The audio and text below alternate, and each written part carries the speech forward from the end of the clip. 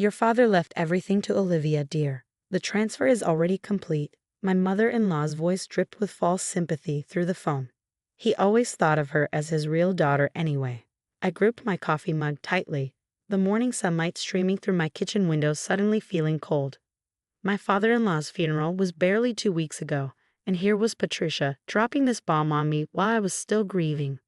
My name is Madison Carter, and at 34, I just discovered my mother-in-law had somehow redirected my entire inheritance to my sister-in-law's account.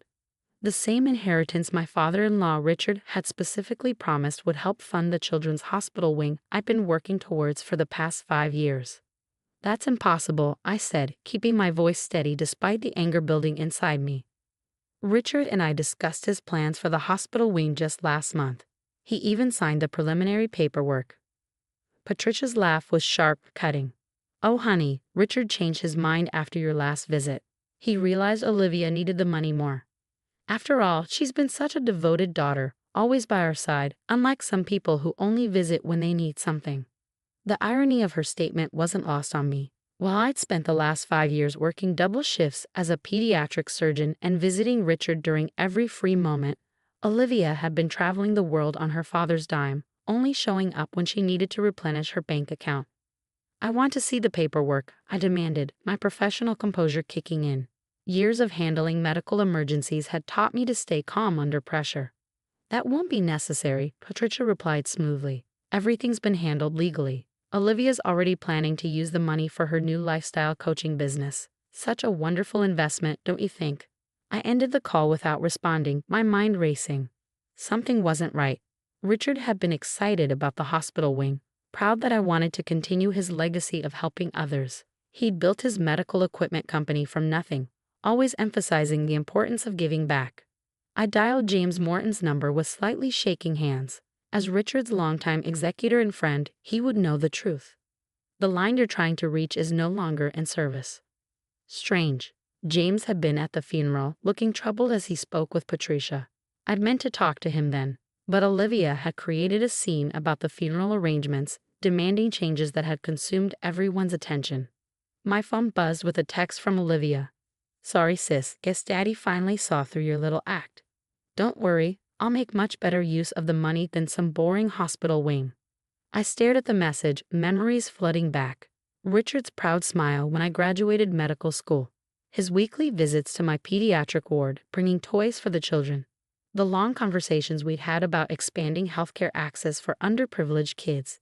None of it matched with Patricia's claim. I opened my laptop and logged into my email, searching for my last correspondence with James. 3 weeks ago, he'd sent me the draft documents for the hospital wing trust, copying Richard. The email was gone. A knock at my door startled me. Opening it, I found a young courier holding an envelope. Dr. Carter, this was to be delivered to you 2 weeks after Mr. Harrison's funeral. Time-sensitive material. The envelope bore James Morton's law firm logo. Inside was a single USB drive and a handwritten note. Madison, if you're reading this, my suspicions were correct. Patricia has been making concerning moves regarding Richard's estate. I've documented everything, including conversations that might interest you. The attached drive contains files you'll need. Be careful who you trust. James. My hands trembled as I plugged in the USB drive. Folders appeared, meticulously labeled with dates stretching back 6 months. The first audio file made my blood run cold. Patricia's voice emerged from my speakers. James, you need to adjust those documents. Richard's not thinking clearly with all these medications. Olivia deserves that inheritance, not some sanctimonious doctor who married into our family. Make it happen, or I'll have to remind you about that incident from 2019. I sat back, my mind racing. This wasn't just about the inheritance anymore. This was about justice, about honoring Richard's wishes, about exposing the truth. My phone buzzed again. Another text from Olivia. Bitevu found your precious hospital wing proposals in Daddy's study. Such a shame they accidentally ended up in the shredder.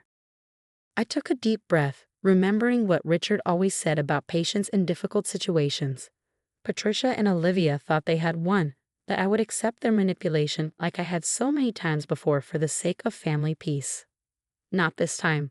I began copying the files from James's drive, my determination growing with each damning piece of evidence. They had no idea what was coming. After all, I wasn't just Richard's daughter-in-law. I was the woman who'd earned his respect, who shared his vision for helping others, who'd promised to continue his legacy. And I intended to keep that promise, whether Patricia and Olivia liked it or not. The truth was in these files. Now I just had to use it. I spent the next 3 days methodically going through James's files, each document and recording revealing more of Patricia and Olivia's scheme. There were emails between them discussing how to manipulate Richard's medications to keep him confused during his final weeks. Voice recordings of Olivia pressuring the hospital staff to limit my visits. Even a draft of a forged will dated just days before Richard's death. But what caught my attention was a folder labeled Original Trust Documentation, Secured Copy. Inside were scanned copies of the real documents Richard had signed, complete with notarized timestamps and witness signatures. The hospital wing wasn't just a plan. It was legally binding. My phone rang, displaying Patricia's number. I let it go to voicemail. Madison dear, her voice dripped honey-coated venom. Olivia and I are meeting with the hospital board tomorrow to withdraw Richard's pledged donation. I thought you'd want to know since you work there. Don't make this awkward by interfering. Remember, family comes first. Family comes first.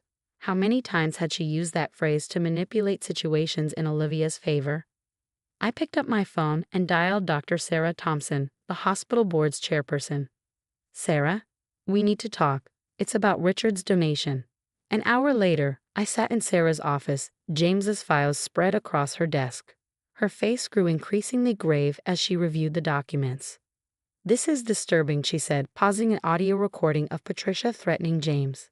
We had no idea. The board meeting tomorrow.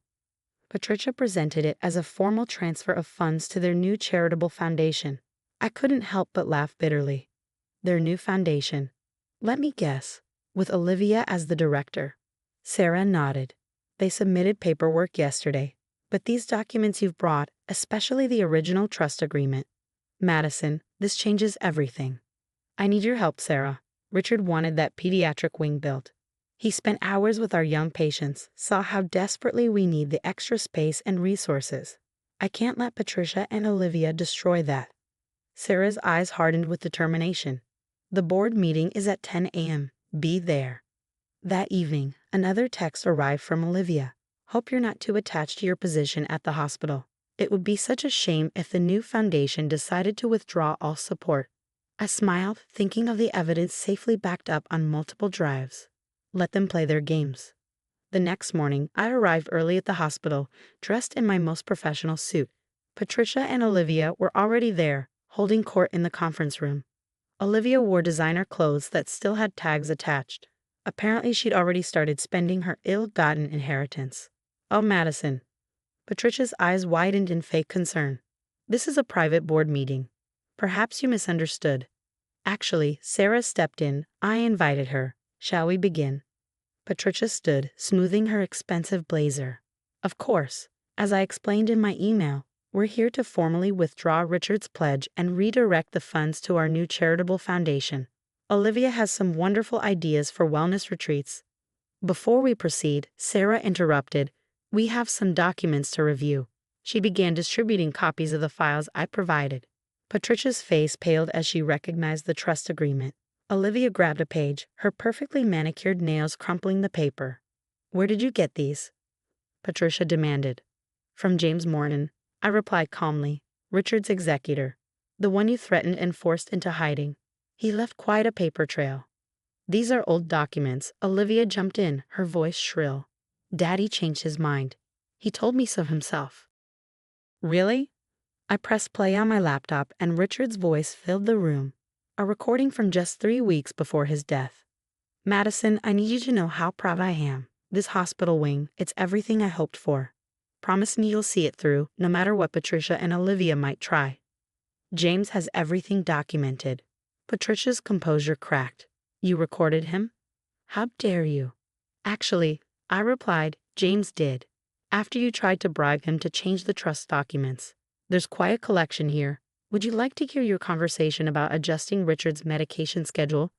Or perhaps the one where you discussed backdating the new will? The board members murmured in shock. Sarah cleared her throat.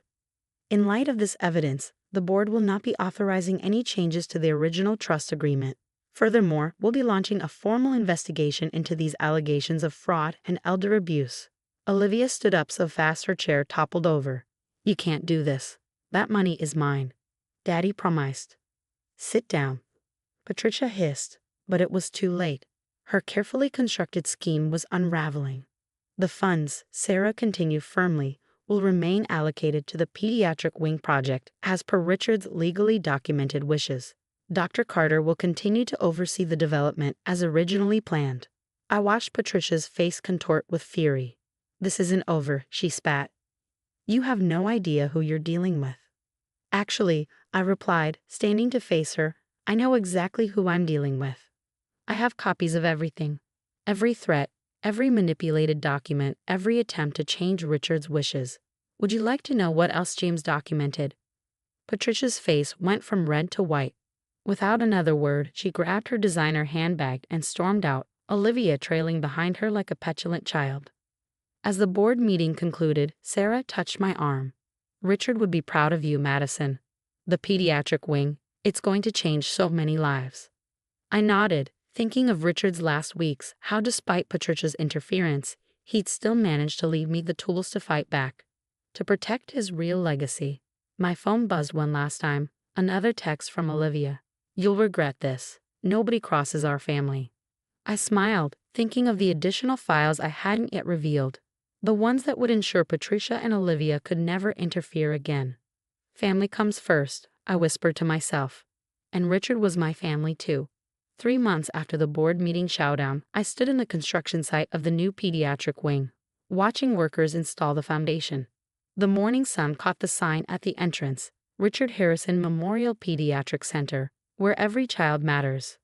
Patricia and Olivia hadn't gone quietly, of course. They tried everything from legal threats to social media smear campaigns. But James's meticulous documentation had proven invaluable. When their lawyer saw the evidence, he withdrew from the case immediately. My phone buzzed with a text from Sarah. You need to see this. Attached was a link to a local news article. Prominent socialite and daughter under investigation for financial fraud. I smiled, remembering the anonymous tip I'd sent to the Financial Crimes Unit about Patricia and Olivia's other schemes. The ones James had uncovered involving Richard's company funds. Apparently, the hospital trust wasn't the only money they tried to manipulate. Dr. Carter, a small voice called out. I turned to find Tommy, one of my long-term patients, approaching in his wheelchair. His mother pushed him gently, smiling. Look what I found in my dad's old pictures. Tommy held up a photograph. It showed Richard kneeling beside a much younger Tommy, both of them grinning as they played with a toy stethoscope. He visited me every week when I was first admitted, Tommy explained. Said someday there'd be a special place here for kids like me. He never forgot his promise. I blinked back tears, remembering Richard's words. Sometimes the greatest legacy isn't what we leave behind, but who we trust to carry it forward. Later that afternoon, as I reviewed plans in my office, my secretary announced an unexpected visitor. James Morton stood in my doorway, looking tired but relieved. I think it's safe to come back now, he said, settling into a chair. Patricia's other victims are coming forward. She won't be able to threaten anyone anymore. Other victims? James nodded grimly. Richard suspected she'd been embezzling from the company for years, funneling money to Olivia's failed ventures. That's why he set up the hospital trust separately, with those special provisions. He knew they'd try something. He knew. I whispered. Why do you think I had all those recordings? Richard asked me to document everything. He wanted to protect you, and his real legacy.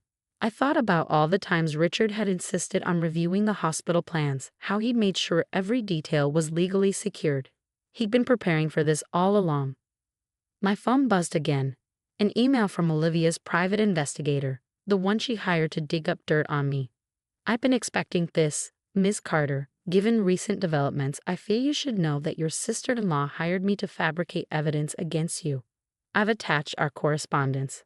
I cannot be part of such activities. My sincere apologies. Another piece of evidence for the growing investigation. Patricia and Olivia had overplayed their hand, and now their entire world was crumbling. The construction foreman called me outside to review some final details. As I stood there, Watching the pediatric wing take shape, I felt Richard's presence strongly. "We did it," I whispered. "Your legacy is safe." 6 months later, I received 2 letters. The first was from Patricia's new lawyer, requesting a settlement discussion. The second was from Olivia, postmarked from a small town where she'd apparently fled when the fraud investigation intensified. "Madison, you won. Are you happy now? Everything we had is gone. Mom's facing charges, my accounts are frozen, and all because you couldn't just let us have what we deserved. I hope you can live with yourself." I placed both letters in a folder marked Evidence and turned back to my computer, where pictures of smiling children filled the screen, future patients of the Richard Harrison Memorial Pediatric Center. Living with myself wouldn't be a problem at all.